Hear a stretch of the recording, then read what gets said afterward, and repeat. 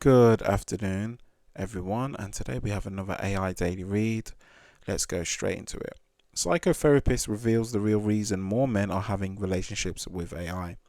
A psychotherapist has weighed in on what is happening to men that is causing some of them to seek out relationships with AI. Dating is changing very quickly with the advancement of AI technology, and things have shown any signs of slowing down.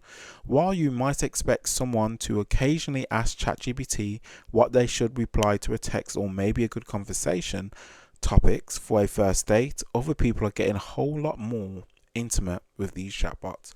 Wow, wow.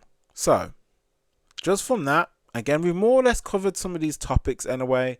The Japanese woman, she's again set the tone, and I think this is obviously more to do with us as men, but we're gonna see a lot more of this in mass, obviously in the thousands, if not millions. I think of this is going to be the new norm of dating, and I think especially for men because obviously they have a bit of more.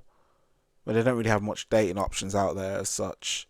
Well, I would say it's harder for them, I should say. So for them to be talking to a chatbot, which is a lot more easier and a lot more doable, as I keep on saying, humans are lazy. They're going to do what's easier for them, and this is one way. Yeah. Some men have taken to get into full-blown relationships with AI chatbots, either through pay monthly service or free AI chat pages. And while non-traditional relationships have always been a thing, people cozying up to AI romantically is relatively new. Yes, it is definitely relatively new, but it's going to be the new normal in the next 10, 15 years. I guarantee you it. But we've got to be really, again, alarm bells should be kicking because it is a scary thing for actual humans to be just falling in love with a robot. And that scares the shit out of me, I'll be honest with you. I'm just going to say how it is. It really generally just scares the shit out of me. Because is society that far gone?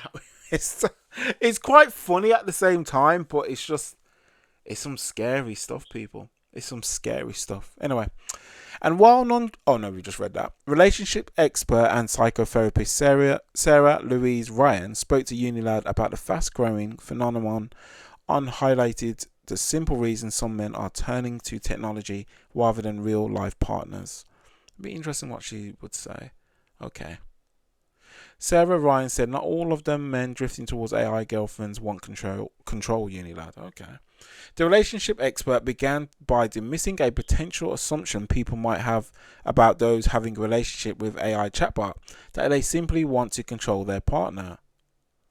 Okay. She insisted it wasn't really about control, but about comfort and avoiding rejection. That I can definitely see. Let's read that again. She insisted it wasn't really about control, but about comfort and avoiding rejection. Yes. Because again, with the other AI daily reads I've been doing this past week, we have seen that people do not like rejection. People want comfort and ease. It's as simple as that. Let's go straight more into the read. She then explains it's just so fascinating. Well, the first thing that I think about is that they're using it, but it's not about control. It's about rejection, not feeling rejected. That is what feels within control. That is interesting. That is actually, you know what, she's nailed it on the head. I actually do believe that as well. I think, especially for men, I think because you're going to get 9 times out of 10 if you are going to go and approach or something, you will get rejected. It's just the way of the game. From what I've seen, and from what I see, nearly that's why I've had to get rid of certain social medias. It's to the point where you just look at certain things and you're like, bloody hell, we're cooked. But again, there's no rejection when you're talking to an AI bot, isn't there? And again, humans gonna do what a human's gonna do. If it's easier for them, they're gonna do it.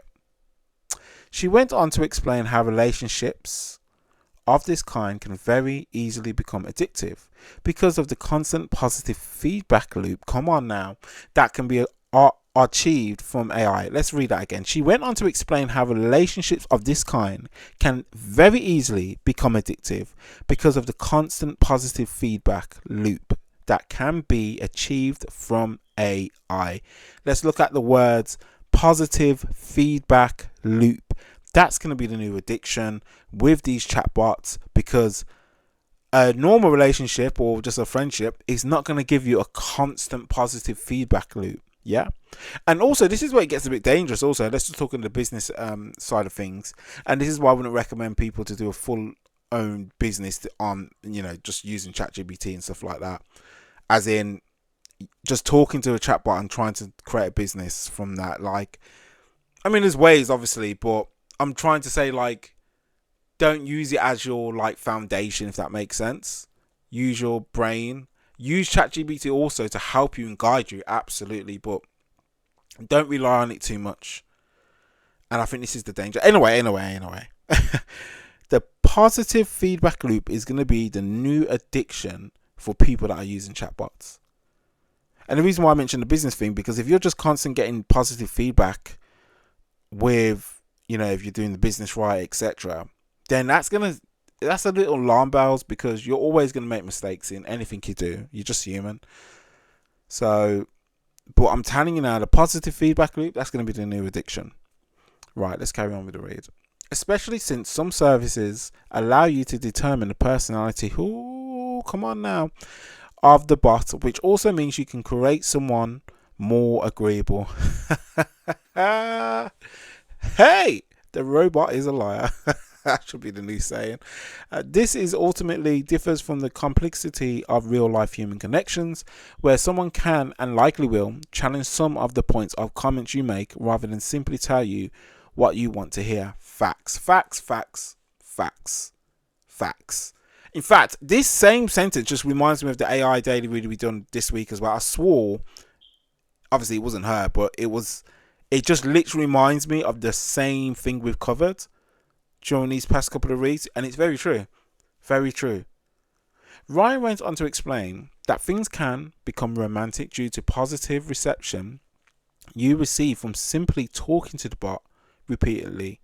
Guys, this is what happened to the Japanese woman. I genuinely believe she just fell, like, she kept on talking to it. She had a lot of time on her hand probably, and she just built this bond. This is, I'm just looking at it from an outside point of view. She literally just built a bond with a chatbot and married it. And again, guys, and this is no disrespect to her or anything, to me, that seems like a cry for help personally.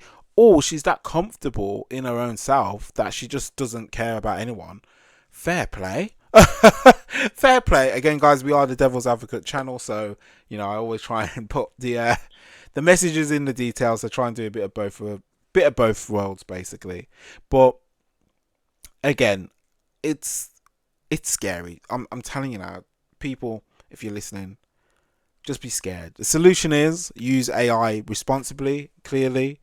Use it to benefit you, absolutely. If you are trying to do a business and you want a bit of guidance, well, you don't really have to pay, hundreds of pounds and, on courses and stuff like that. You could probably get information very quickly, i.e. using AI. Obviously, sometimes it's not always going to give you the right answers, but things are a lot easier now. And you could literally, to be fair, even before AI, you can learn practically anything, even with YouTube.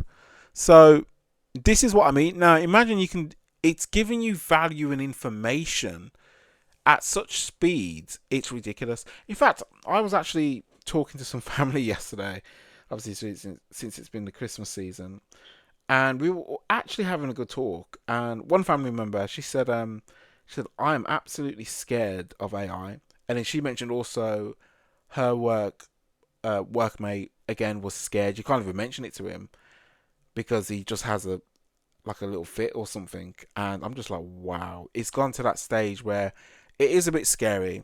And you got to look at it from their point of view as well. I'm using my family member as an example, but even, in general, the old generation, to them, with AI. It must really boggle their brain, because they've went through probably quite a lot of stuff, and they've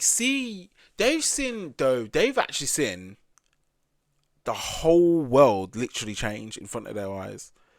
Because let's just say, if I was 80 now and I look at the stuff with AI, I'd be like, yeah, I'm glad I'm not going to be here around a lot longer, because this shit would scare me, excuse my language, because honestly, they've seen so much, probably wars, we had the COVID, we had so much things go on for these past 40, 50 years. It's ridiculous.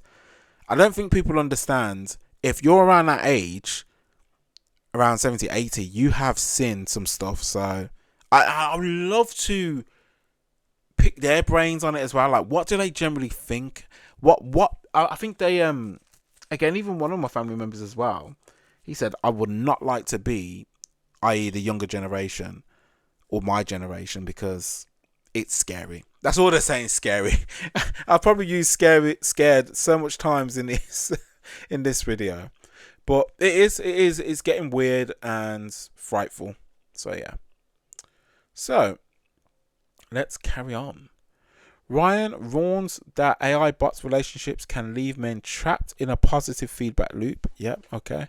So you have got this chatbot that is instantaneous, invalidating your concern, giving you what feels like a connection. When you want it, it's attentive, and the way it's designed is to be empathetic. So you could say, I'm having a really shit time dating. Is it me? And it will say no, because that's empathy. Let's read that again.